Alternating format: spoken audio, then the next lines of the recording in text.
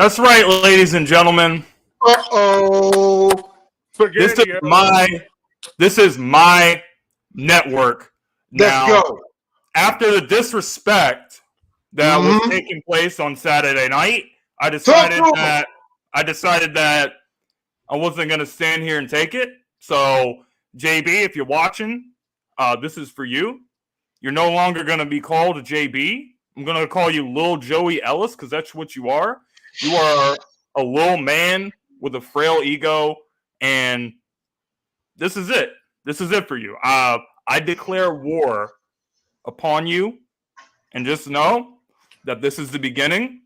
I'm taking over your show tonight, but I'm taking over this entire network, and I'm going to be the king of Sideline Sports from now on. You're done. You're dethroned. You're out of here. But what's up, boys? We're going to be talking about the hottest topics in sports tonight on the Sideline Sports Show. We got all kinds of stuff to get into, guys. But how you guys doing tonight, man?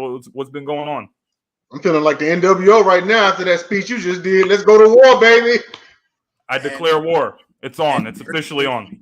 And inversely, I have absolutely no clue where that came from. And I'm just sitting here like, oh, good. There we go.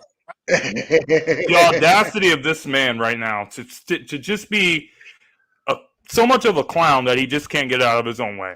They must not. You're gonna learn the hard way. You're gonna learn the hard way. Equals the possibility of winning the NFC East. The Giants have no chance of winning the NFC East, and they have no chance of dethroning us at any point in time in the future. They got to. We have a better future than them. We have a better quarterback than them. We have multiple draft picks next year. We had multiple draft picks last year. We completely turned our team around. So it's not even a debate. It's not even worth discussing. But what is worth discussing is the latest topics, the latest stuff in sports, guys. We are going to start with Kevin Durant. The latest rumors was that the Boston Celtics offered a package, which was centered around Jaylen Brown, to which Jaylen Brown was very upset about. Jaylen Brown tweeted that he was basically shaking his head. He wants to remain with Boston after his performance with the NBA Finals. I think that he played very, very well. And Jason Tatum did not play as well as Jaylen Brown.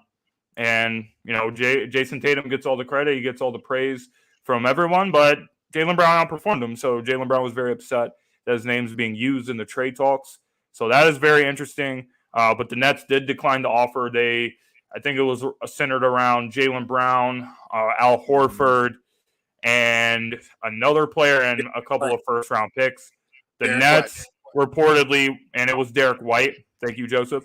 And then they wanted Marcus Smart as a part of the deal, and the Celtics were not willing to do that at this point in time. So pretty interesting stuff. I think that KD would be a great fit for the Celtics or any team, but it just seems like the Nets want an impossible trade package to get him. Yeah, this right here. Oh man, on one end of the spectrum, Watch your mouth, Jacob. Watch your mouth. Oh yeah, I saw that. Yeah, worry about your Knicks, partner. Oh, now, anyway, now look at him. He's backpedaling. Okay, Jake. All right. Anyway, on one end of the spectrum, I don't blame the Nets because you're giving away arguably the number 2 player in the league, so you want a lot of compensation for him. You know, essentially what I don't want this to become, but I foresee it, is like the Deshaun Watson sweepstakes before he went to Cleveland. And a lot of people that got offered felt like they got shunned. Look at what happened with Baker Mayfield. Look at what happened with Matt Ryan. You know, they just started offering, you know, their star quarterbacks, quasi-star quarterbacks or whatever. And they felt like they were kind of knifed in the back. And you know what? I foresee more of this coming.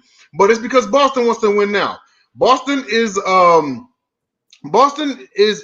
like right there. They made the NBA Finals. They obviously lost to the better team. I think they want the Warriors next year. Not just any team. I think they want the Warriors next year. And wouldn't it be ironic if, I mean, it's not going to happen, but wouldn't it have been ironic if they would have beat them with Kevin Durant? But that's just my side on it. Even if the Celtics get Kevin Durant, I wouldn't say they're favorites to win the title. Even I if wouldn't they say go- the favorites neither. I just said it wouldn't be ironic if they did beat them with Kevin Durant. because But- if they do get Kevin Durant, they're not going to get, like you said, they're not going to get him for nothing. They're going to give up and sacrifice a lot of depth if they do add Kevin Durant. To be honest with you, But go ahead, JJ. funny because we don't have the gauntlet this week because of the takeover. But Boston Celtics, you're my sports morons, and we're going to discuss this right now because I need y'all to stop and really pull it up and say, not get rid of Brown, get rid of Jason Tatum because they play the same position. Why would you get rid of Jaylen Brown, who is a better defender than Jason Tatum, and at the end of the day, still fit the scheme? If you put Kevin Durant with Jason Tatum, are you going to put Jason at the 2? Jason don't look like a 2. Jason is a 3 because he's used to being around the bigger body individuals. I'm not saying don't go after him, but let's keep it real. James, you just mentioned it, said Jaylen Brown had a pretty good postseason and a good finals, but the one person that they consider the star did not show up. So if you take him out, bring Kevin Durant, what are you really losing? You're not really losing anything. If anything, you're gaining somebody who did rise to the occasion on a similar type squad that's filled with weapons and different people that can do different things and help the team overcome and win a title. I think Boston, I get what you're doing. I understand Brooklyn, as Jay said. I got arguably the best player in the game on my team. Why am I going to sit here and not get everything I know I can get for him, especially knowing he's still in his prime and he was actually on by him. They get a lot of credit for the year before, ever scratched this year, 1 inch away from getting to an impossible NBA finals, especially Eastern Conference finals. So I'm getting everything I want for him. You better give me 4 firsts. If you see Rudy Gobert get 4 firsts, I need 6 of these mofos to get this guy, who even if he starts to dwindle, is still going to be an impact player for any team. Boston, stop playing. Give me Jason Tatum, because if I'm giving him up, you better give me something in return. So if you're the Celtics, would you rather give up Jason Tatum or Jaylen Brown to get Kevin Durant? For Jason Tatum. You're sure about that? Absolutely. What do I lose that Kevin Durant can't fulfill? Jaylen Brown, I think Jaylen Brown clearly outperformed Jason Tatum in the playoffs, but is Jaylen Brown really a better player than Jason Tatum? I see what he's saying, because it's one series versus like everything else. Jaylen Brown is the one. I think Jaylen Brown's a stud, but I don't know. I'm getting Jason Tatum, but I'm bringing Kevin Durant. Where's the problem? Well, I don't get the problem. Like, I don't know. Like, what can Jason Tatum do or has done in the postseason that Kevin Durant hasn't? And I don't think the Celtics need Kevin Durant to get where they need to go. I think they're good. I think they have a great team. No shade. And Steven Nunez and MJ Martin referenced this like a couple of months ago. Jason Tatum is only as good as the defense around him. Kevin Durant is slightly a better defender. If you get rid of Jaylen Brown, you get rid of the main 2 guard who guards some of the best players along with Marcus Smart. Jason Tatum has been locking up Jimmy Butler trying to go against him. So why would you get rid of him when you can get another guy and get rid of him who does the same thing as him? I'm not saying Tatum's not great, but Kevin Durant is Kevin Durant. And I would take Kevin Durant over Jason Tatum on my team any day of the week. Who's going to tell me I'm wrong? Honestly. I'm not telling you you're wrong about that. I'm talking about Jaylen Brown versus Jason Tatum. But that's the reasoning why I would have no problem moving on from Jason Tatum. Because you're saying that Kevin Durant can seamlessly replace Jason Tatum, but you can't replace Jaylen Brown because he plays defense. That's what you're saying. I can't replace. First of all, it wouldn't fit because Kevin Durant and him play the same position. Somebody's going to be out of whack and it's going to be out of focus. Remember, Jason Tatum typically wants to be the one that's like starting the offense, move forward. Kevin Durant over there, he runs the offense. Jaylen Brown is used to working with somebody else. So bring Kevin Durant, perfect fit. You get the defense and you get the elite scorer, get over the hump, and still has the same mentality to not shrivel up when you're trying to win a finals. Sure, it's one series, but it was the NBA finals. What are we finals for? We're playing to win a finals. Yeah. So Kevin Durant elevates the Celtics' chances to win the finals. I don't know. He does, but absolutely. I think they already have a great chance with the team that they have. They do already have players. They have depth. They have a coach. They have a great system in place already. And, they just weren't good enough to beat the Celtics. To beat the Warriors. So it is what it is. with acquiring Malcolm Brogdon, they have a tough decision now because you got 3 traditional guards. Whether people like Marcus Smart or not, he isn't a 2 guard. He can't shoot that well. So why would you put him at a position that's going to be kind of conducive for him to shoot that well? Where you can at least play him at point guard where he can dish it out to people, which he's very effective at. You have Derek White, Malcolm Brogdon, and Marcus Smart. You got to figure something out. Mm-hmm. Somebody's not going to look good in this offense. And it makes it hard. So, guys, we're going to take a short break. When we get back, Cristiano Ronaldo, the saga continues between him and Manchester United. He returned to Manchester today to discuss his future with the club. Is he going to stay in Manchester? Is he going to be able to find a new club? We will have to wait and see.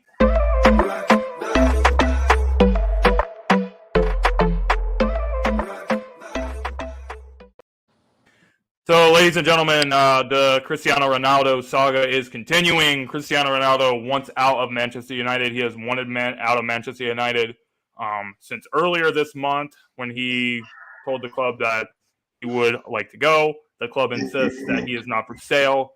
They do not want him to go. Erik ten Hag wants him to be a part of the plans, everything like that. But the problem with Cristiano Ronaldo is he is not seeing that the club has the ambition to make the signings to improve the team. He wants to compete. He's always been a great competitor. He's had great moments in the Champions League. He's had great moments in his career. And the other people around him don't seem to have the same energy. They don't seem to have the same fire and desire, especially the board, especially the people that are making decisions. And it kind of reflects on what we've seen from Manchester United for the better part of the last decade. Manchester United is a great club with great history of winning trophies and titles, but the last decade since Sir Alex Ferguson has departed from the club, retired, they have not been the same. So I think that when he returned there last summer, he had hopes that he could restore them to the glory that they once were at. But the way this club has become, it's just become a toxic environment. And it's just too much to overcome that for Ronaldo. So the best option would be for him and the club to find a solution. They need to find a solution that'll benefit both sides. Cristiano Ronaldo needs to go to a place that's squatted up. He's 37 years old, but he still has a lot to offer. 18 goals last season, 3rd leading goal scorer in the Premier League, the best, most competitive league in the world. So Cristiano Ronaldo, the stuff continues. Are they going to find a solution? Is he going to stay with Manchester United? Is he going to go somewhere else? I think the best solution would be for him to go somewhere else because it's too daunting of a task for him at his current age. As great as he is, as great as he has been, you're not going to be able to restore this Manchester United side to its former glory. With Cristiano Ronaldo, you talk about, the greatest players in the world. What does Cristiano Ronaldo and LeBron James both have in common? At some point in time, they got tired of dragging bad teams. The way I see Manchester United right now is they're somewhere of a cross between the Dallas Cowboys and the 2007, 2006 something Cavaliers. On the Cowboys side is because, and we talked about it before the show, they are one of the most profitable sports teams in the world. They're comparable to the Dallas Cowboys in terms of marketing and such. And they got their star player, but you think back to those years when Tony Romo dragged an average Cowboys team. Now, in the Cavaliers comparison, we all know that LeBron dragged that team to the NBA Finals where they got swept by the Spurs. And at some point in time, it's like, hey, build me a team. I'm around people. I'm an A+++ player, and I'm around the next guy. What's up, Matt? The next guy closest to me is probably a C-, and everyone else are D's. You're tired of that. He has all the money. He just wants to win more. So I don't blame him for wanting to leave. And me personally, I think he's going to end up elsewhere. That man said, listen, y'all, I'm getting old and I'm trying to win. So bump all y'all in this Manchester United. Let me go to a team that I know is on the same focus I am. And I get it. If I've accomplished so much, it's like he came to a situation thinking it was going to be received in a way that it wasn't received. And now you're like, look, bump it. If y'all not trying to win, then why are we even in this league? I'm in this league to win. Yes, I made a lot of money, but I'm trying to win. So let me just go back on over here and see if I can get over here. It's like Brady when he set to retirement. He's like, you know what? I want to win. Let me go back. Let me go back over here and do this. That's just my take. Yeah, I mean, Cristiano Ronaldo is a guy that he doesn't have anything left to prove. He's already won the Champions League. He's won it 5 times. He's won the Ballon d'Or 5 times, and he's broken almost every record that you can break as a goal scorer. And even at his current age, he can still outperform a lot of good young players that are in their 20s. He's still more productive than them. The difference is that doesn't matter to him. He is very similar to Tom Brady in the way that he doesn't care that he's won everything there is to win. He wants to continue to win more trophies and win more honors and break more records. That's what he wants to do. And Manchester United, they just lack the ambition that he has. So it is a tough situation, but it does seem that the best choice for him would be moving on. So, guys, we got to move on. We got to talk about some Major League Baseball action this week. The Boston Red Sox they got destroyed by the Toronto Blue Jays 28-5. When I checked the score, it was like 19 to something. And I was like, wow, this is pretty interesting. And then I checked the final score and it was 28-5.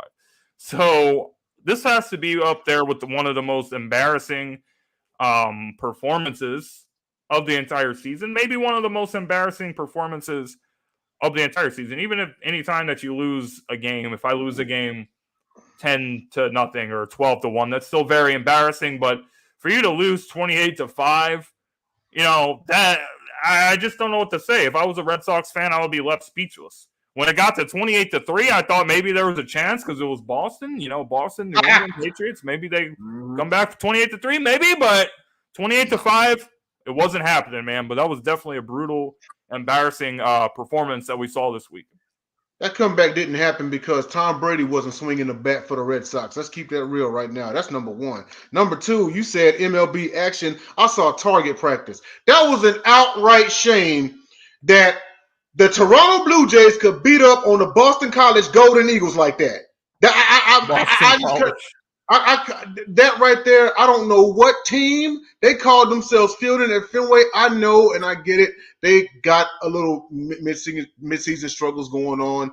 The Yankees are killing it, in that division, even though what was it? The Mets? Well, no, not the Mets. The Yankees are doing it in that division. The Blue Jays are currently in second place. They're currently on their heels right now. The Yankees have been favorites to win the pennant, but you don't come out absolute flat. And when I say flat, I mean like in the negative. Like the record was what, 30? In the modern era, the record was 30. And in the previous era, the record was 36 runs. And I think you mentioned that, Jimmy, it was 20. They had 25 by the 5th inning, So I legit cut on that game solely because I wanted to see him get the record. And I don't know if y'all actually watched it, but at one point in time, and I don't know because I had my music on and everything, and I tuned in kind of late. And at one point in time, the Red Sox, I don't even think they had a real pitcher out there. They were just kind of lobbing the ball, and I was like, well, hey, let's see if they'll get the record or what. They just kind of laid it down, but absolutely embarrassing. I was surprised that the manager wasn't on the hot seat immediately after that game just for that performance. But yeah, I mean, the Blue Jays are good. I'm not taking nothing away from them, but it's less how good this game was, less how good the Jays were, and more about how bad Boston is right now. But go ahead, JJ.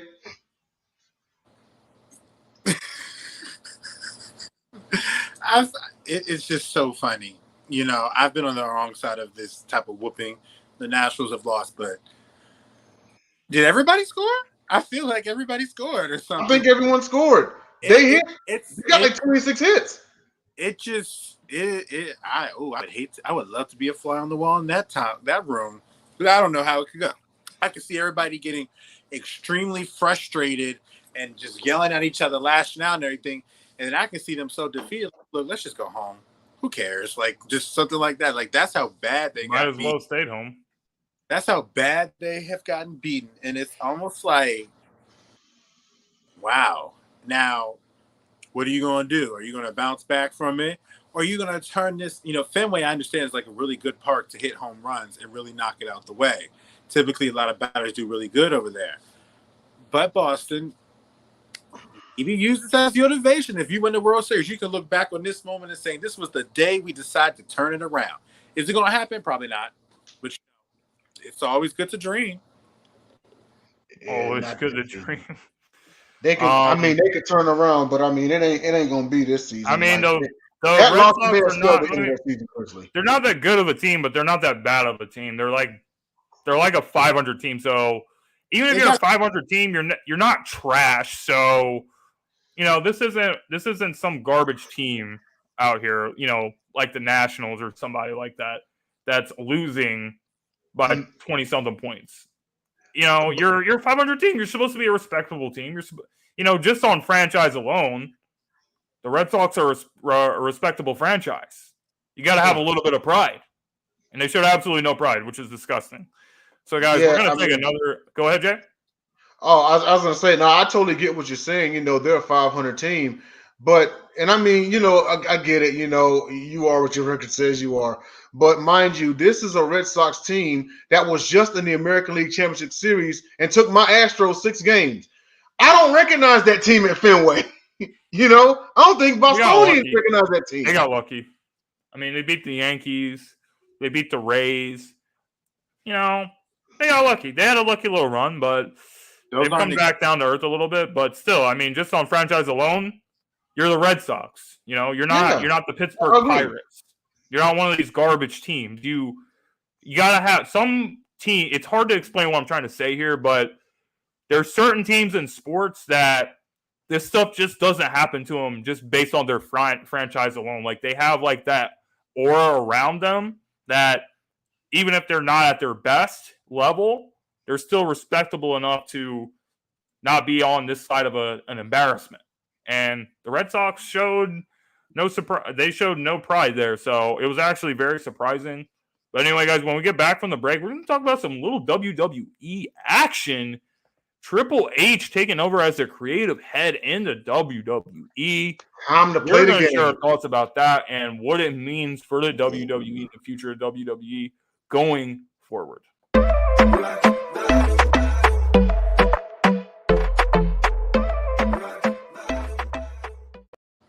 So, guys, the former WWE superstar himself, Mr. Triple H, taking over for Vince McMahon as the new creative head in the WWE. What does this mean for the WWE going forward? Well, you have a guy that is very much a big name. So this is a good move, in my opinion, because this is a move that's going to make the fans of the WWE very happy because they're seeing a guy that's very respected and very loved and revered by the fans that's taken over. So you're getting a guy that cares about the WWE. You're getting a guy that's passionate. You're getting a guy that had a great career and cares about the WWE. He wants the WWE to be great and he wants to bring more fans to the WWE. So I think it's going to be a great opportunity for him, and it's a great opportunity for the WWE having a guy like Triple H that does have that love for the WWE. So it's going to be very interesting to see how everything plays out. But Jay, what are your thoughts on this latest news?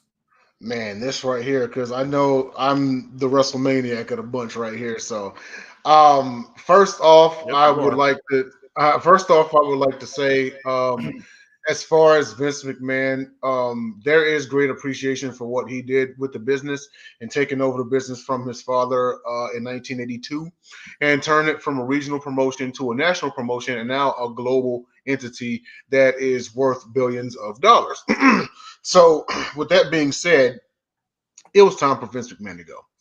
He still had the mindset of the 1980s and the 1990s. And granted, it was cool then. A lot of things that he was suggesting was cool then, but not cool now. You got to kind of change with the times and everything. And with somebody like Triple H, who's a literal student of the game and the man who lives, breathes, eats, and pisses this business, this, him being in the head of creative and in charge of the executive vice president of talent relations is an awesome move. It was something that we saw coming. I don't think we all truly envision a day that the WWE would be without Vince McMahon, because when we all were born, he was the man.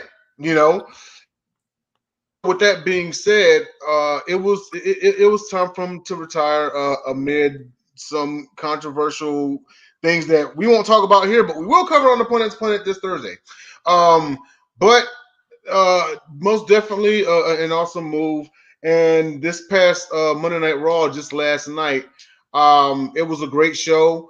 I went into the threads on different sites like Bleacher Report and my pro wrestling group that helped run on Facebook, and we all saw a different show. And we're hoping that this is night one of what is now the Triple H era, and no more is he being held back or anything like that. Now he can finally put both feet in and both hands in and keep them in, and not have to feel like you got the old man kind of breathing down your neck. It's him and his wife running the boat now, And me personally, I see brighter days for WWE. Go ahead, JJ. I don't really got much to say. I ain't gonna lie. I'll fake it till I make it type of situation. I don't really know much about wrestling. I do know Triple H, and I'm pretty sure if I say this, I might be wrong, but didn't he date China? At one point he did. Yes, he did. Oh, wow. Look at me. I got something correct there. Awesome. Thank you. There you go. This would be something for my brother, but, yes, everything Jay, you said, James, you said, perfect. I'm so with you guys. He's one of the few wrestlers I do know. I'll just say that. And as far as I'm not even the biggest wrestling fan, but, people like The Undertaker, people like Triple H, John Cena, people like that. Even if you're not a wrestling fan, those are guys that you know. Doesn't Triple H stand for Hunter something, right? Hunter Hearst Helmsley. Hunter Hearst Helmsley. That's what I remember that. There you go. Yes. I remember people like DDP, Mysterio, Rey Mysterio, people like that. Undertaker, Big Show, all of those people. Right. I don't know nobody today. No one today, yeah, because we talked about it a long time ago, and you watched it back when it was Stone Cold and The Rock and Undertaker. Yeah, you know what I mean? So you still recognize some of those names. Right. Yeah, everyone knows who Stone Cold Steve is, but the Hardy Boys was my favorite. So JJ, I know you just said that, you don't know anything about wrestling, and I really don't know anything about wrestling either. So we're going to actually talk about something that Mr. Ravens aficionado, Joseph Jenkins, does know something about, and that is his quarterback of his favorite team, the Ravens. As I mentioned, Lamar Jackson was put on blast by an anonymous defensive coordinator, and this is what he had to say about the former league MVP. I don't care if he wins the MVP 12 times. He will never be a 1 as a quarterback. And he also went on to say that if the game gets put into Lamar's hands and he has to beat you with his arm instead of his legs, then he will not be able to beat you with his legs. So, Joseph, take it away. What's new? We hear this every day. Come on. Who cares that you think this? What does it matter? Sound like somebody that was a little upset that they thought Lamar wouldn't be where he is today. And now that he is, because you responded with the I don't care, dude, which means when you respond like that, you might have lost an argument about this particular person, and you're just basically trying to cover your ground and say, it don't matter. He always be this to me. You can be the only irrational person to do that, because at the end of the day, you keep saying MVP. We don't care about MVPs. I really don't care what you're thinking about the guy, because obviously you're not man enough to put your name out there. So if you wanted to smoke with him, you could have got it with him, but you have to remain anonymous. I wonder why. And so at the end of the day, be real about it, because my boy is ready. He don't give a crack who you are. He'll take you toe to toe. So be a man. Since you want to put your name out there, put it out there. Show yourself so that way when we circle the calendar and he whoops your AASS, ain't a problem. So like you can move on. When he wins, he's only 25 now. Mm-hmm. If you could predict the future, can you tell me when I'm getting this $1 million? Oh, you can't. So nothing you're saying right now matters. Here's the thing. Like, go ahead, Joseph. Sorry. My last thing is, if you put the ball in his hands and you need to win a game, how do you win some games against Indianapolis, Minnesota, Pittsburgh, and other people before? You have to throw the ball. It doesn't make any sense. It's amazing you think the dude just runs every single place all over the place. I don't care. This comment right here, it just reeks of this is just straight up hate towards Lamar. Like, there was no facts that was put into this argument. He literally you can tell by that he's a straight up hater just by what he said. If he wins MVP 12 times, which by the way, who has the most MVPs of all time? Peyton Manning, 5. And Rodgers has 4. So that would be almost twice. That would be more than twice the most MVPs of all time. And you're saying that if he did that, then you wouldn't think he was one of the best quarterbacks of all time. First of all, that's ridiculous. Second of all, you're just saying stuff. You're just saying stuff just to hate on him. Like, and I don't really, I don't understand what's the hate towards Lamar. You know, what has Lamar done to people that has made them hate him so very much? Lamar is, he's a very humble guy. He's not a guy that's, very arrogant. He's not always, talking trash and saying, yeah, I'm the best, I'm this. He doesn't do that. He does his thing and he backs up his play on the field, and that's what he does. He's not a flamboyant, big trash talking guy. He's very humble and he stays in his own lane. He does his thing and he performs and he does what the teams ask him to do. So he's also a guy that says he doesn't deserve to have a big contract. You see all these players holding out saying, I'm not going to show up to training camp because I don't want that. I want to have my money. Lamar's not doing that. Lamar's like, listen, bro, like, I don't want to be paid until I win a Super Bowl. How can you not? Like, honestly, I don't understand how you cannot love this guy. But you're going to sit back and say that he can't be one of the best quarterbacks. He already is one of the best quarterbacks. He's already a top 10 quarterback in the league. He's already won a league MVP. When he won the league MVP, he was a passing touchdown leader, 36 passing touchdowns in 2019.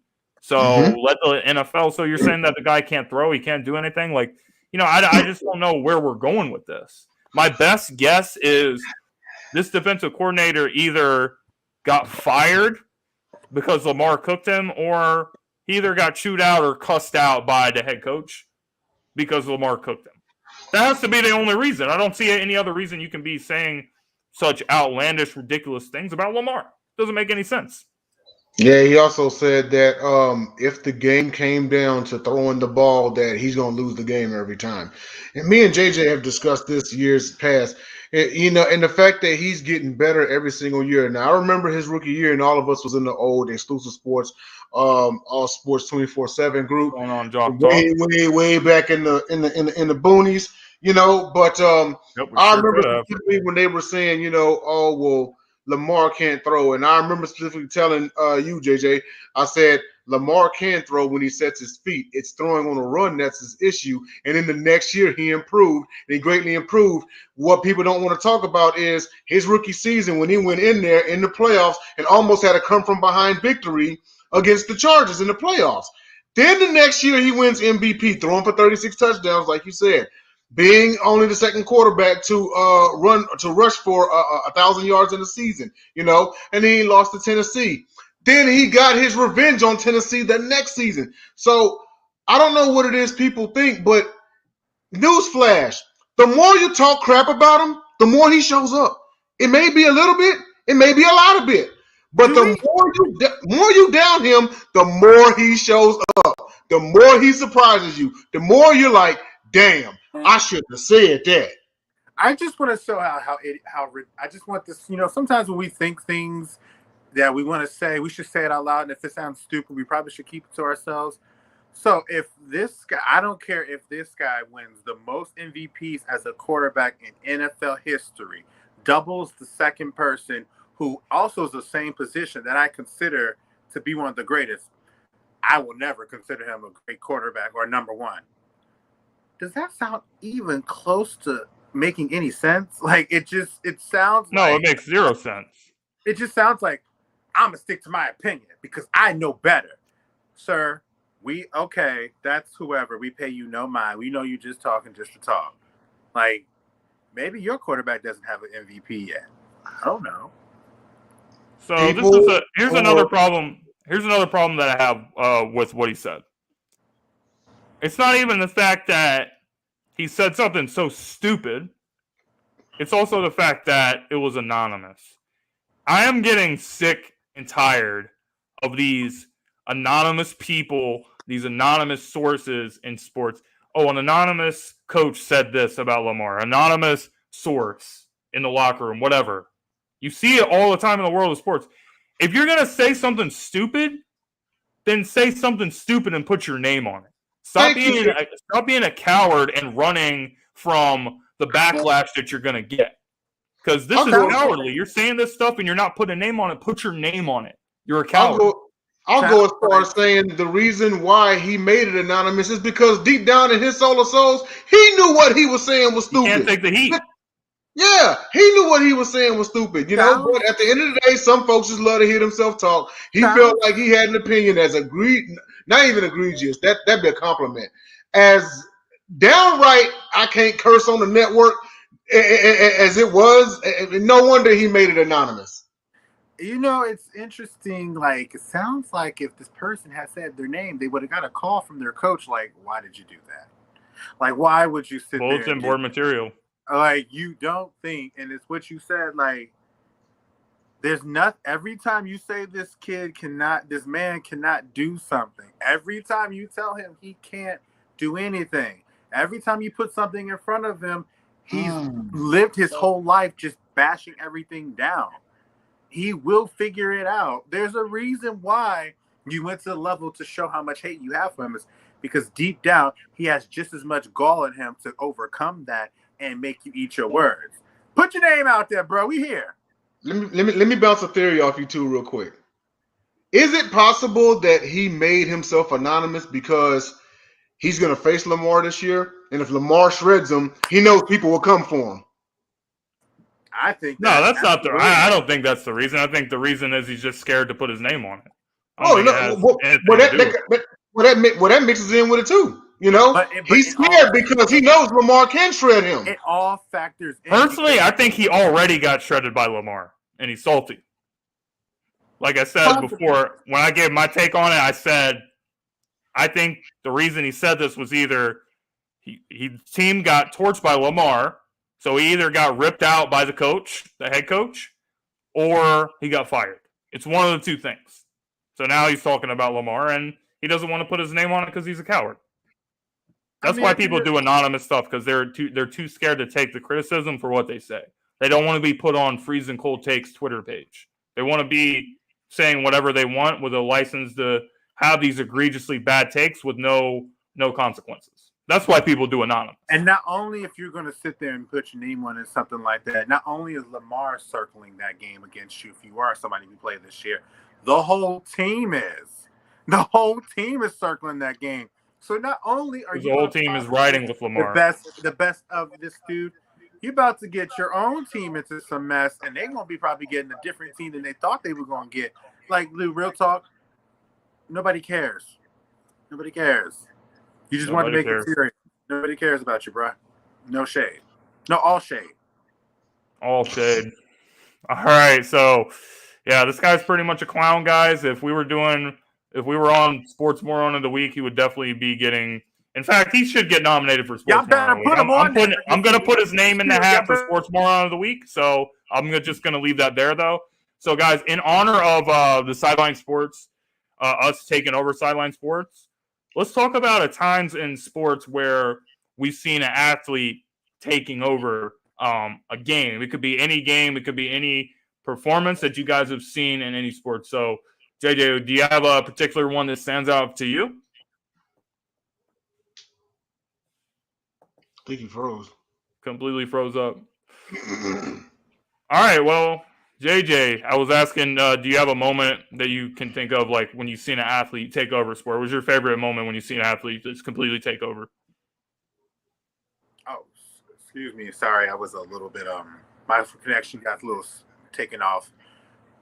I would say it was not necessarily a moment. It was the whole series. LeBron James in 2016 against Golden State, It's a good one. where he literally was just like, you could tell he wanted to bring something back to his home. He considers Cleveland outside Akron his Yeah, he's from hometown. Akron, Ohio, but Cleveland. That's Right, he definitely the considers home Cleveland as like his home away from home.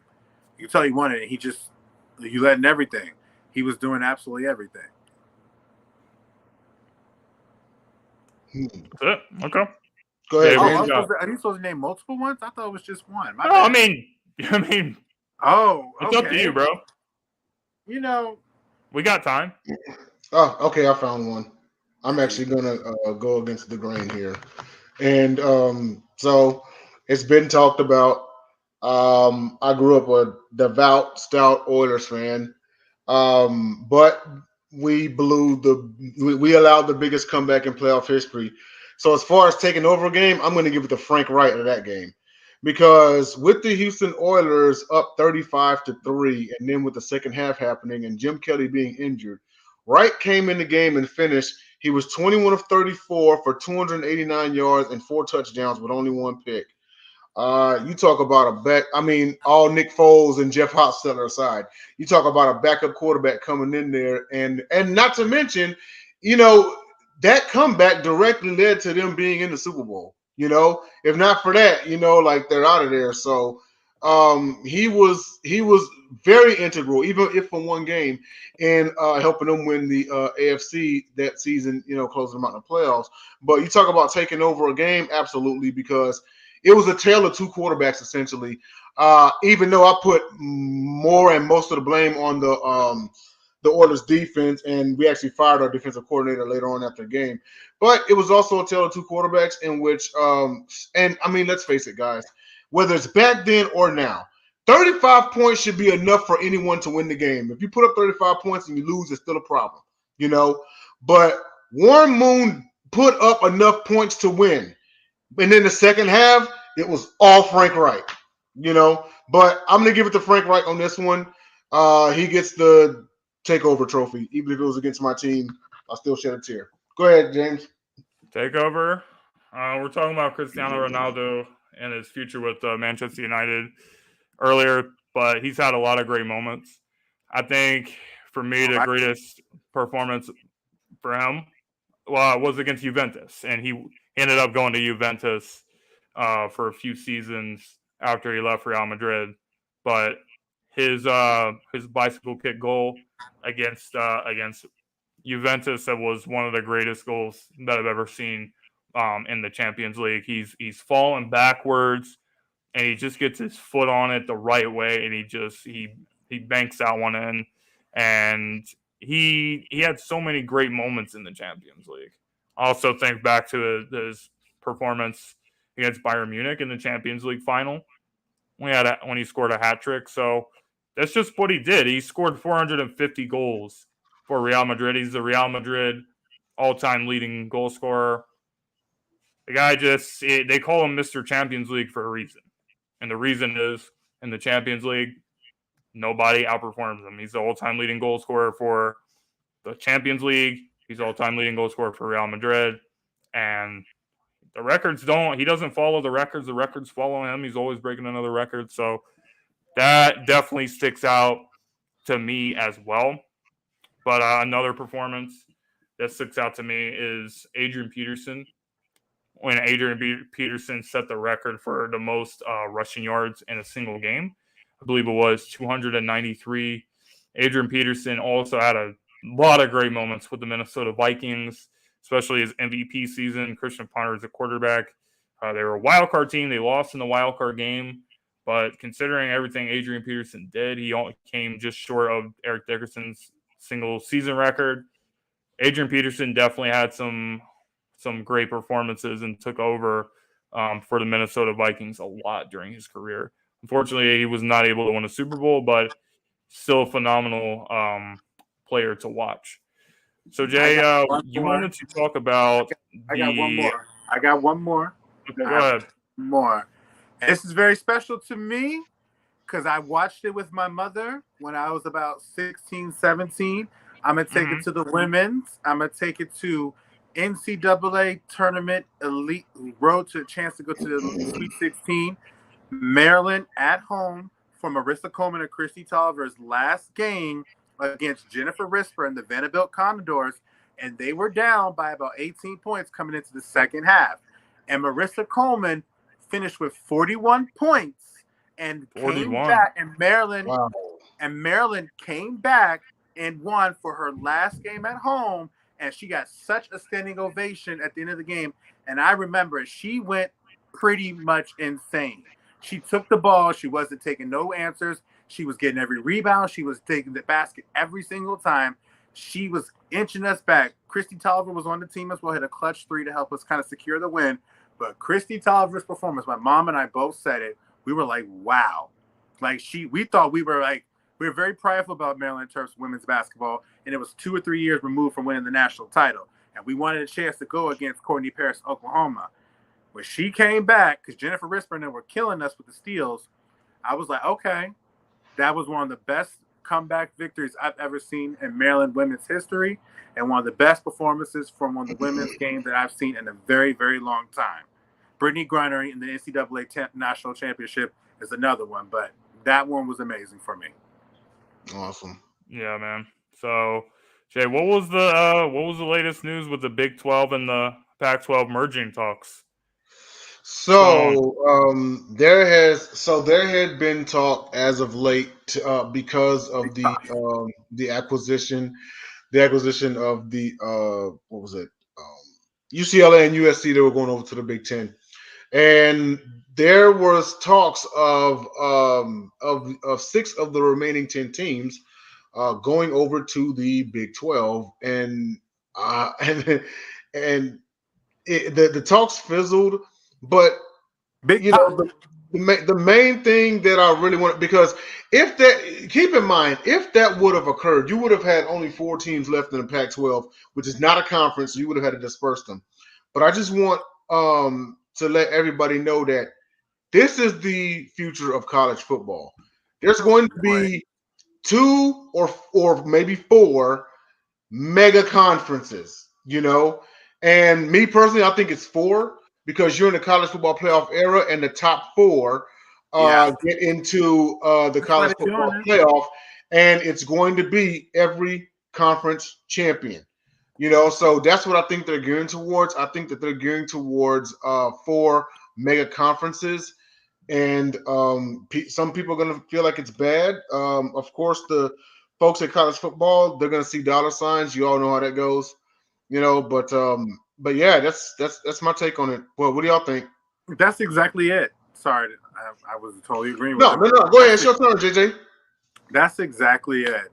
4 playoff spots, you're going to get 4 major conferences. And it's like, we're going to call it the Big Pot.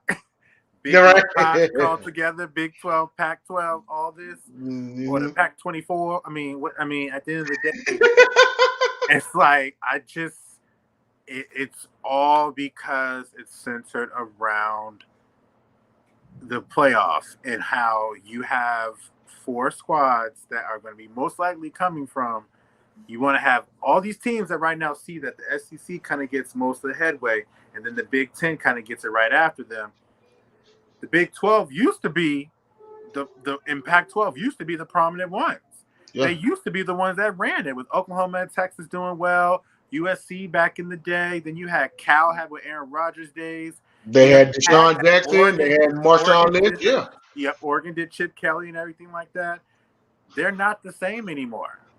And at the end of the day, which is going to be interesting, is that it's like I hate it, but it's just where it's going. It's just we're going to be talking about how's that going to work. Like, you're not going to play any non-conference opponents if you just get 4 huge conferences. Like, how do you decide it? Like, I don't get it. Now, here's a question for you. Do you think that they're also doing this because eventually they want to expand the playoffs? I Well, I don't feel mean, how the they do reason that I think they're doing this is because people are tired of all these leagues that are soft. You know, you have the ACC that's garbage that Clemson usually runs the ACC. Last year, Clemson had a down year, but pretty much every other year, Clemson is dominating the ACC and they have no competition. The Mm-hmm. Pac 12 is not that good. The Big 12 is not that good. That's why Texas and Oklahoma are going to the SEC so they can actually compete against the great teams like Alabama and LSU and Georgia and teams that have won national championships. So yeah, that's why they're doing it, because the competition is garbage in those leagues and they're trying to create better competition. So there's no excuses. So nobody can say, "Oh, you made the playoffs because you're in a garbage league." You I can't say don't that know if if you're I making all these super leagues.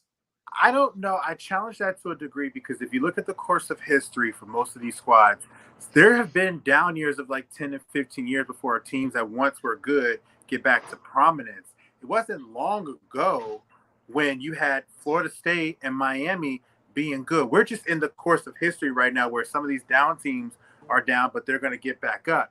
Because I don't think the Big 12, if you had Oklahoma and Texas back into it with Baylor looking pretty good, Texas A&M, they would stay in them. I wish they were there. Oklahoma State, they're not bad teams. They're just not getting the playoff respect, unfortunately, because from what I understand, there is a lot of SEC bias in the college football committee. Whereas I actually think head-to-head, some of these teams actually can come out on top. They have played, but I don't think it's a lack of talent because these teams were once good. They're just in their down years. It wasn't too long ago before Nick Saban got here. Alabama wasn't really revered as anything. Yeah, So but it's he like, turned them into what they are. but it took them like 10 to 15 years to get back. That's the whole point. It's been a 10 to 15-year gap for some of these teams who are coming up on it, and now they're trying to get out and go to something else. But it takes time. It You have does. those years. It, What Nick Saban is doing and what they're doing and some of this stuff is actually crazy. It's not exactly Nick normal. Saban is the GOAT. It's not exactly normal. He's the the, GOAT. That's why Alabama is doing what they're doing. But we're pretty much out of time for tonight, guys. So I just want to go around the horn. I want to thank everybody that was able to watch the show tonight. It was really fun getting on Sideline Sports, taking over. Sideline Sports, taking over Sideline Sports Network. So, as I said, Lil Joey Ellis, you're done. You're out of here. And don't come back because we changing the locks. this is my show now. This is my network now. So you can pack your bags and have a good vacation, permanent vacation, by the way. But any of you guys have anything to say about any of the other great shows that we have going on Sideline Sports for this week? Well, Confidential, which is a little bit later on tonight. Jordan Long's going to be hosting. We're going to be talking about the Cubs are currently on a 5-game win streak, so we'll be talking about that. We'll take a trip back in time and visit the 1989 Cubs that won the NL East. And then we also are going to have a little discussion about the future of Ian Happ and Wilson Contreras because the trade deadline is coming up. That's going to be at 10 p.m. Eastern Standard Time. So, I'm sorry, 11 p.m. 11 p.m. Eastern Standard Time. So tune in if you're still up, and then right after that, you can go to sleep. Also, Basketballs on Sunday, the greatest and latest throwback basketball. We cover our Legends of the Week. We cover what ifs. We go back in the time machine and just kind of rearrange scenarios and have a nice discussion. Myself, Dom, Jacob, Will, shout out to them. And then there's this little old show called The Gauntlet that be floating around and everything. And Yes, sir. it's all right. You know what I'm saying? Like It's okay. It's pretty Go ahead, decent. JJ. Well, the Gauntlet has this amazing individual who resides in DC, so it's an amazing show. So I think you definitely should tune into this. He's trying to gas it up. He's got 3 great comrades with him. That one lives in Texas, the other one lives in Pennsylvania, and the other one lives up in Michigan. But then tonight has been real fun. This was cool to come up on here. I have enjoyed this. I am happy to be on these shows. Definitely like to make an appearance on Sports Arena every now and then. Hopefully one's coming up in the future. But really appreciate being a part of it. This is the third horse, the fourth horseman, JJ. All right, guys. We will see you guys very soon. Take care. All right. For all of us here at Sideline Sports.